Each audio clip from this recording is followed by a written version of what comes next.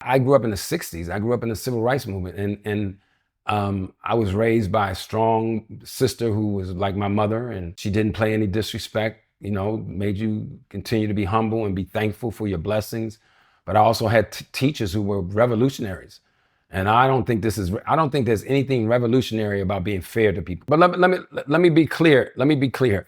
I don't have a problem with a producer being attracted to dark skin or a pretty girl, but don't mix it inside of your work and then block her if she don't do what you say, or block him if he don't do what you say. So I don't want to sound like a robot here where I say, oh, I guess you never seen a pretty girl, you didn't want to sleep with Mr. Powell. Of course, I've seen him on the set, off the set.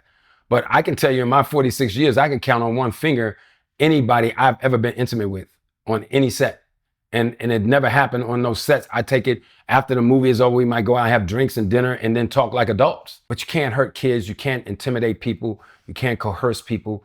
There's no place for that in the work on that topic. I think people understand what I'm saying. Absolutely. I want to get into some of your work, man. You've been in so many classics.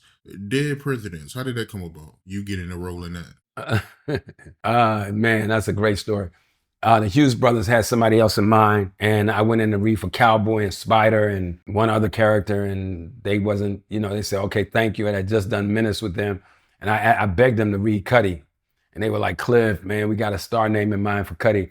But what I did, and what I tell young actors, is preparation meets opportunity. So I stayed up all night and memorized Cutty just like the way you saw it. So finally, after me wearing them down for like 25 minutes, they said, okay, Cliff, well, go ahead and read. So I had one suit, I had a Dob hat, I had an eye patch for Spider, I had a cowboy hat for Cowboy, and then I bought this Dob hat. I had a lot of money. I spent my last $8 and bought a Dob hat at Aardvark right on Melrose, and I had this wool suit, and I was sweating like a pig, like a runaway slave. But I went in the bathroom, put my Dob hat, got myself together, and did Cutty just like you saw it. And when I finished, they said, damn, okay, you're going to be Cutty, and we're going to figure this. That's how I got Dead President.